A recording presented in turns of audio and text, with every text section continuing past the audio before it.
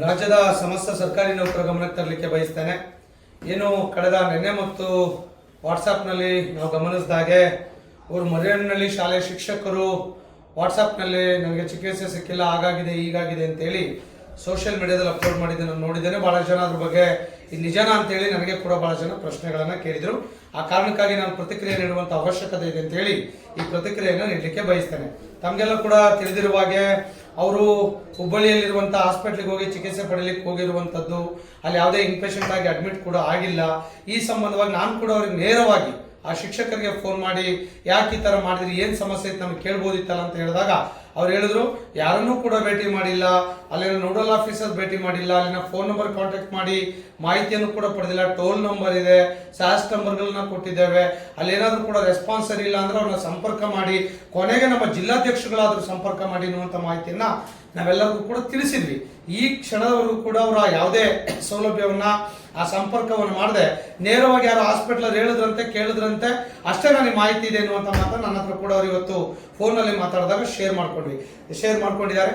ನನಗೆ ತಿಳಿದ ಮಟ್ಟಿಗೆ ಅವರು ಸರಿಯಾದ ರೀತಿಯಲ್ಲಿ ಸರಿಯಾದ ವೇದಿಕೆಯಲ್ಲಿ ಅದು ಆ ಪ್ರಕ್ರಿಯೆಗಳನ್ನು ಮಾಡಿದ್ರೆ ಈ ಪ್ರಾಬ್ಲಮ್ ಬರ್ತಿರ್ಲಿಲ್ಲ ಅನ್ನುವಂಥದ್ದು ನನ್ನ ಅಭಿಪ್ರಾಯ ಆಗಿದೆ. ಯಾಕಂದ್ರೆ ಇಲ್ಲಿಯವರೆಗೆ ಇವತ್ತು ಬೆಳಗ್ಗೆ ಸಾಸ್ಟ್ ಇಲಾಖೆಯಲ್ಲಿ ರಾಮಚಂದ್ರ ಅವರ ಎಕ್ಸಿಕ್ಯೂಟಿವ್ ಡೈರೆಕ್ಟರ್ IAS ಆಫೀಸರ್ ಜೊತೆ ಮೀಟಿಂಗ್ ಅನ್ನು ಮಾಡಿದ್ದೇವೆ. 1278 ಜನ ಸುಮಾರು 8 ಕೋಟಿ ವೆಚ್ಚದ ಯೋಜನೆಯ ಫಲಾನುಭವಿಗಳು ಈಗಾಗಲೇ ಸೌಲಭ್ಯವನ್ನು ಪಡೆದಿದ್ದಾರೆ. ಅಂದ್ರೆ 1300 ಜನ ಫಲಾನುಭವಿಗಳು ಇಲ್ಲಿಯವರೆಗೆ 2 ತಿಂಗಳಲ್ಲಿ 5 ಲಕ್ಷ, 2 ಲಕ್ಷ, 3 ಲಕ್ಷ, 5 ಲಕ್ಷ, 10 ಲಕ್ಷ, 15 ಲಕ್ಷದವರೆಗೆ ಟ್ರೀಟ್ಮೆಂಟ್ ಅನ್ನು ತೆಗೆದುಕೊಂಡಿದ್ದಾರೆ. ಅಷ್ಟು ಜನಕ್ಕೆ ಟ್ರೀಟ್ಮೆಂಟ್ ಸಿಗಬೇಕಾದ್ರೆ ಇವ್ರಿಗೆ ಯಾಕೆ ಸಿಗಲಿಲ್ಲ ಅನ್ನುವಂಥ ಚರ್ಚೆ ನಾನು ಇವತ್ತು ಹೋಗಲೆಲ್ಲ ಕೂಡ ಅಧಿಕಾರಿಗಳು ಭೇಟಿ ಮಾಡಿದಾಗ ಇವ್ರು ಇನ್ಪೇಷಂಟ್ ಆಗಿ ಅಡ್ಮಿಷನ್ ಕೂಡ ಆಗಿಲ್ಲ, ಯಾವುದೇ ಮಾಹಿತಿಗಳು ಕೊಟ್ಟಿಲ್ಲ. ಅಲ್ಲಿನ ಆರೋಗ್ಯ ಮಿತ್ರ ಇರ್ಬೋದು, ಅಲ್ಲಿನ ನೋಡಲ್ ಆಫೀಸರ್ಸ್ಗೆ ಈ ಬಗ್ಗೆ ಹೇಳಿದ್ರೆ ಖಂಡಿತ ನ್ಯಾಯ ಸಿಕ್ತಿತ್ತು ಅನ್ನುವಂಥದ್ದು ನನ್ನ ಅಭಿಪ್ರಾಯ ಆಗಿದೆ. ನಾನು ಕೂಡ ಆ ಫಲಾನುಭವಿಯವರಿಗೆ ಕೂಡ ಮಾತಾಡಿ ಹೇಳಿದಾಗ ಅವರು ಕೂಡ ಅದು ಹೇಳಿದ್ರು, ನಾನು ಯಾರನ್ನೂ ಕೂಡ ಭೇಟಿ ಮಾಡಿಲ್ಲ ಸರ್, ನಾನೇ ನೇರವಾಗಿ ತೀರ್ಮಾನ ಮಾಡಿದೆ ಎನ್ನುವಂಥ ಮಾತನ್ನು ಹೇಳಿದ್ದಾರೆ. ಅದು ಅವರ ವೈಯಕ್ತಿಕ ಅಭಿಪ್ರಾಯ, ವೈಯಕ್ತಿಕ ತೀರ್ಮಾನ ಆಗಿದೆ ಎನ್ನುವಂಥದ್ದನ್ನು ಹೇಳಿಕೆ ಬಯಸ್ತೇನೆ.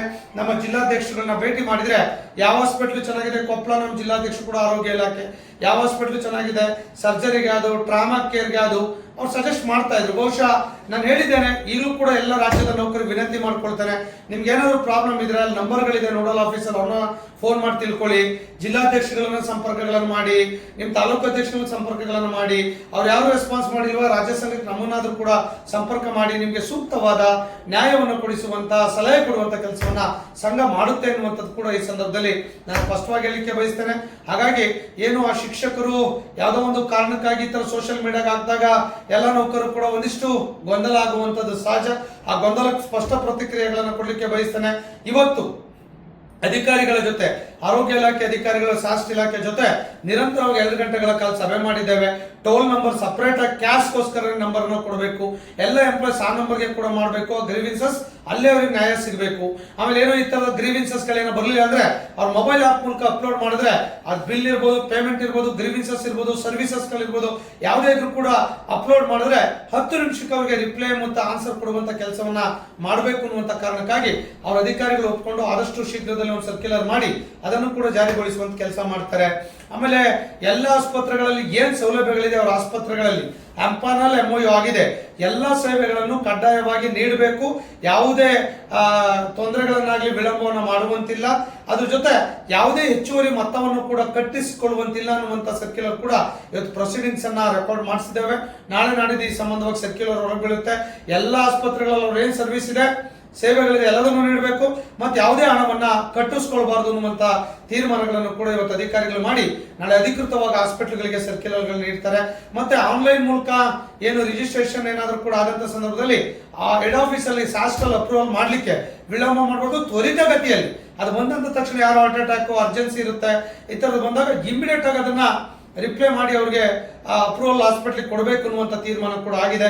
ಆಮೇಲೆ ಯಾವ್ದು ಎಮರ್ಜೆನ್ಸಿ ಸರ್ವಿಸ್, ಯಾವ್ದು ಡೆತ್ ಇರುತ್ತೆ, ಆಕ್ಸಿಡೆಂಟ್ ಇರುತ್ತೆ, ಹಾರ್ಟ್ ಅಟ್ಯಾಕ್ ಇರುತ್ತೆ, ಇಮಿಡಿಯೇಟ್ ಟ್ರೀಟ್ಮೆಂಟ್ ಅಂದ್ರೆ ಯಾವುದೇ ಪ್ರಯರ್ ಅಪ್ರೂವಲ್ ಶಾಸ್ತ್ರದ ಅಗತ್ಯ ಇಲ್ಲ ಅನ್ನುವಂಥ ತೀರ್ಮಾನ ಇವತ್ತು ಅಧಿಕಾರಿಗಳು ಮಾಡಿದ್ದಾರೆ. ಇಮಿಡಿಯೇಟ್ ಆಗಿ ಟ್ರೀಟ್ಮೆಂಟ್ ಅನ್ನು ಕೊಡಬೇಕು ಅನ್ನುವಂಥ ತೀರ್ಮಾನಗಳು ಕೂಡ ಆಗಿದೆ. ಆಮೇಲೆ CGHS ರೇಟ್ ಈಗಾಗಲೇ ಆರ್ಥಿಕ ಇಲಾಖೆಗೆ ಕೂಡ ಪ್ರಪೋಸಲ್ ಬಂದಿದೆ, ಇನ್ನೊಂದು 10-15 ಡೇಸ್ ಅಲ್ಲಿ ಕ್ಲಿಯರ್ ಆಗ್ತದೆ.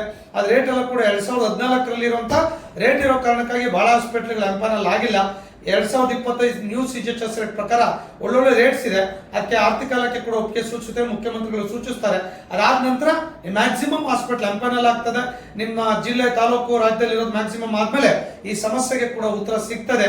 ಹಾಗಾಗಿ ಒಂದಿಷ್ಟು 15 ದಿವಸಗಳ ಕಾಲ ಒಂದಿಷ್ಟು ಸಮಸ್ಯೆ ಆಗ್ತದೆ. ಇನ್ನು ಮ್ಯಾಕ್ಸಿಮಮ್ ಹಾಸ್ಪಿಟಲ್ ಎಂಪೈನಲ್ ಆಗಿಲ್ಲ. ಹೊಸ CGHS ರೇಟ್ ಅಪ್ರೂವ್ ಆದ್ಮೇಲೆ ಸೊ ಆ ಕೆಲಸ ಕೂಡ ಆಗುತ್ತೆ. ಆ ಕೆಲಸ ಇನ್ನೊಂದು 15 ದಿವಸ ಆಗುತ್ತೆ ಅನ್ನೋದನ್ನು ಕೂಡ ಇವತ್ತಿನ ಸಭೆಯಲ್ಲಿ ತೀರ್ಮಾನಗಳಾಗಿದೆ. ಹಾಗೇನೆ ಔಟ್ ಪೇಷಂಟ್ ಬಗ್ಗೆ ಕೂಡ ಇನ್ನು ಇಂಪ್ಲಿಮೆಂಟ್ ಆಗಿಲ್ಲ. ಸಚಿವ ಸಂಪುಟದ ನಿರ್ಧಾರ ಆಗಿದೆ. ಇದನ್ನೊಂದು 2 ತಿಂಗಳು ಮುಗಿದ ಮೇಲೆ ಔಟ್ ಪೇಷಂಟ್ ಕೂಡ ಇಂಪ್ಲಿಮೆಂಟ್ ಮಾಡ್ಲಿಕ್ಕೆ ಅಧಿಕಾರಿಗಳು ಒಪ್ಪಿಕೊಂಡಿದ್ದಾರೆ. ಹಾಗಾಗಿ ಇದು ಈಗಾಗಲೇ ಕಳೆದ 2 ತಿಂಗಳಿಂದ ಯೋಜನೆ ಪ್ರಾರಂಭ ಆಗಿದೆ. ಒಂದಿಷ್ಟು ಹರ್ಡಲ್ಸ್, ಒಂದಿಷ್ಟು ಗ್ರೀವಿಸಸ್, ಒಂದಿಷ್ಟು ಇಶ್ಯೂ, ಒಂದಿಷ್ಟು ಇರ್ತದೆ. ಅಂದ್ರೆ ಯಾವತ್ತು ಮುಗಿತದೆ ಹಂತ ಹಂತವಾಗಿ ನಾವು ಪ್ರಯತ್ನವನ್ನು ಮಾಡಿ ಕಡಿಮೆ ಮಾಡಿಸುವಂತ ಕೆಲಸವನ್ನ ಸಂಘಟನೆ ಮಾಡ್ತದೆ. ವಿಶ್ವಾಸ ಇಡಿ, ಇಲ್ಲಿಯವರೆಗೆ 1278 ಜನ ಫಲಾನುಭವಿಗಳು ಅಫಿಷಿಯಲ್ ತಗೊಂಡಿದ್ದಾರೆ. ಸಾಸ್ಟ್ ಇಲಾಖೆಯಿಂದ ಒಂದು 2 ದಿನದಲ್ಲಿ ಅಫಿಷಿಯಲ್ ಆಗಿ ಅವ್ರ ಡೊಮೈನ್ ಅಲ್ಲಿ ಇರ್ಬೋದು, ಪಬ್ಲಿಕ್ ಅಲ್ಲಿ ಕೂಡ ಆ ಡಾಕ್ಯುಮೆಂಟ್ ಅನ್ನು ರಿಲೀಸ್ ಮಾಡ್ತಾರೆ. ಸೊ ಹಾಗಾಗಿ ಪ್ರತಿ ತಿಂಗಳು ಕೂಡ ಎಷ್ಟು ಜನ ಟ್ರೀಟ್ಮೆಂಟ್ ತಗೊಂಡ್ರು ಅನ್ನುವಂತ ಡಾಕ್ಯುಮೆಂಟ್ ನ ನಮ್ಮ ನೌಕರರಿಗೆ ಸಾಮಾಜಿಕ ಜಾಲತಾಣದ ಮೂಲಕ ತಿಳಿಸುವಂತ ಕೆಲಸವನ್ನ ಮಾಡ್ತಾರೆ. ಮತ್ತೆ ಶಾಸ್ತ್ರ ಇಲಾಖೆಯಿಂದ 5 ಲಕ್ಷ ನೌಕರಿಗೂ ಕೂಡ ಟೋಲ್ ನಂಬರ್ ಇರ್ಬೋದು, ಕಾಂಟ್ಯಾಕ್ಟ್ ನಂಬರ್, ಗ್ರೀವೆನ್ಸಸ್ ನಂಬರ್, ಮೇಲ್ ID, ಅಕೌಂಟ್ಸ್ ಎಲ್ಲ ಕೂಡ ಸಂಪರ್ಕ ಮಾಡಿ ಅನ್ನುವಂತ ಡೀಟೇಲ್ಸ್ ಕೂಡ ಕೊಡ್ತಾರೆ. ಆ ಕೆಲಸ ಎಲ್ಲ ಕೂಡ ಇವತ್ತಿನಿಂದ ಚಾಲೂ ಆಗಿದೆ.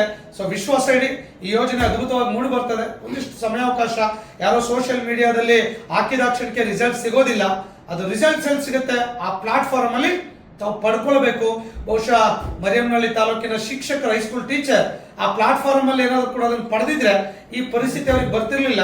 ಬಹುಶಃ ನನ್ಗೆ ನಂಬರ್ ಇರ್ಲಿಲ್ಲ ಸರ್, ನಾನು ಯಾರಿಗೆ ಮಾತಾಡೋಣ ಸರ್ ಅನ್ನುವಂತ ಒಂದಿಷ್ಟು ಉದಾಸೀನತೆ ಮಾತುಗಳನ್ನ ಆಡಿದ್ರು ಅವರು ಅಷ್ಟೇ. ಸೊ ಖಂಡಿತವಾಗಿ ವಿಶ್ವಾಸ ಇಡಿ, ಈ ಯೋಜನೆ ಅದ್ಭುತವಾಗಿದೆ. ಯಾವುದೇ ಅಫಿಷಿಯಲ್ ಸಮಸ್ಯೆಗಳಿದ್ರೆ ನಿಮ್ ಜಿಲ್ಲಾಧ್ಯಕ್ಷರು ಸಂಪರ್ಕ ಮಾಡಿ, ತಾಲೂಕು ಅಧ್ಯಕ್ಷರು ಮಾಡಿ, ನೋಡಲ್ ಆಫೀಸರ್ ಸಂಪರ್ಕ ಮಾಡಿ. ಅವ್ರು ಯಾರು ರೆಸ್ಪಾನ್ಸ್ ಮಾಡಿಲ್ವಾ ನಮಗ್ ಸಂಪರ್ಕ ಮಾಡಿ. ನಾವು ಖಂಡಿತ ನಿಮ್ಗೆ ನ್ಯಾಯ ಕೊಡಿಸುವಂತ ಕೆಲಸವನ್ನ ಪ್ರಾಮಾಣಿಕವಾಗಿ ಮಾಡ್ತೇವೆ. ಇನ್ನೊಂದು ವೀಕಲ್ಲಿ ಗ್ರೀವೆನ್ಸಸ್ ನಂಬರ್ ಎಲ್ಲದೂ ಕೂಡ ಸಿಗುತ್ತೆ. ನೀವು ನೇರವಾಗಿ ಸಾಸ್ಟ್ ಆರೋಗ್ಯ ಇಲಾಖೆಗೆ ಅಪ್ಲೋಡ್ ಮಾಡ್ಲಿಕ್ಕೆ ಅವಕಾಶ ಸಿಗುತ್ತೆ. ಮೇಲ್ ಅಕೌಂಟ್ಸ್ ಎಲ್ಲ ಕೊಡ್ತಾರೆ. ಈ ಸಮಸ್ಯೆಗೆ ಆದಷ್ಟು ಒಂದು 10-15 ಡೇಸ್ ಅಲ್ಲಿ ಉತ್ತರ ಸಿಗುತ್ತೆ. ಹಂತವಾಗಿ ನಿಮ್ಮ ಗ್ರೀವೆನ್ಸಸ್ ಗಳನ್ನ ಬಗೆಹರಿಸುವಂತ ಕೆಲಸವನ್ನ ನಾವು ಮಾಡ್ತಾ ಇದ್ದೇವೆ. ಇವತ್ತು ಕೂಡ ನಾವು ಅಪ್ಡೇಟ್ಸ್ ಅನ್ನ ಸಂಘದಿಂದ ಮಾಡಿದ್ದೇವೆ. ನಿಮ್ಗೆ ಏನಾದ್ರು ಸಮಸ್ಯೆಗಳು ಹಾಸ್ಪಿಟಲ್ಗೆ ಹೋದಾಗ ಅದು ಬಂದಿಲ್ಲ ಅಂದ್ರೆ ಅಪ್ಡೇಟ್ ಮಾಡಿ ನಮಗೆ ಕಳಿಸಿ. ನಾವು ಇಮಿಡಿಯೇಟ್ ಆಗಿ ಕ್ಯಾಶ್ ಡಿಪಾರ್ಟ್ಮೆಂಟ್ ಕಳಿಸಿ ಪ್ರತಿಕ್ರಿಯೆ ಕೊಡಿಸೋ ಕೆಲಸ ಮಾಡ್ತೇವೆ ಅನ್ನುವಂತ ಮಾತನ್ನು ಹೇಳಿದ್ದೇವೆ. ಆ ತರ ಬಂದ್ರೆ ಆ ಸ್ಟೇಟ್ಮೆಂಟ್ ಅಲ್ಲಿ ಅಪ್ಲೋಡ್ ಮಾಡಿ ನಮಗೆ ಬರೆದ್ಬಿಟ್ಟು ನಮಗೆ ಕಳಿಸ್ಕೊಟ್ರೆ ನಾವು ಅವ್ರಿಗೆ ಕಳಿಸ್ತೇವೆ, ಇಮಿಡಿಯೇಟ್ ಆಗಿ ಆಕ್ಟ್ ಮಾಡ್ಲಿಕ್ಕೆ ಆಗ್ತದೆ. ಸೊ ಒಂದಿಷ್ಟು 1-2 ತಿಂಗಳ ಸಮಸ್ಯೆ ಹೊಸ ಯೋಜನೆ ಆಗಿರೋದು ಒಂದಿಷ್ಟು ಹರ್ಡಲ್ಸ್ ಇರುತ್ತೆ. ಸೊ ದಯಮಾಡಿ ಸಹಕಾರವನ್ನು ಕೊಡಬೇಕು ಅನ್ನುವಂತ ಮಾತನ್ನ ರಾಜ್ಯದ ನೌಕರರಲ್ಲಿ ಹೇಳಿಕೆ ಬಯಸ್ತೇನೆ. ಈ ಗೊಂದಲಗಳಿಗೆ, ಈ ತರದ ಸ್ಟೇಟ್ಮೆಂಟ್ಗಳಿಗೆ ಯಾರು ಕೂಡ ತಲೆ ಕೆಡಿಸ್ಕೋಬೇಡಿ. ಅದೇನೋ ಅವರ ಪ್ರತಿಷ್ಠೆಗೋ ಅಥವಾ ಪಬ್ಲಿಸಿಟಿ ತಗೊಳಕ್ಕೆ ಮಾಡಿರ್ತಾರೆ. ನಮ್ಮ ನೌಕರಿಗೆ ಅದು ಬರ್ತಿದಾಗ ಏನೇನೋ ಚರ್ಚೆ ಆಗುತ್ತೆ. ನಿಮ್ ಸಂಘ, ನಿಮ್ ಷಡಾಕ್ಷರು ನಿಮ್ ಜೊತೆ ಇದ್ದಾರೆ. ಈ ಯೋಜನೆ ಅದ್ಭುತವಾಗಿ ಮೂಡಿ ಬರ್ತದೆ. ಸಹಕಾರ ಮಾಡಿ. ಇಲ್ಲಿವರೆಗೆ ಸಹಕಾರ ಕೊಟ್ಟಿದ್ದೀರಾ, ಮುಂದಿನ ಸಹಕಾರವನ್ನು ಕೂಡ ನಿರೀಕ್ಷೆಯಲ್ಲಿ ನಿಮ್ಮ ಷಡಾಕ್ಷರಿ. ನಮಸ್ಕಾರ.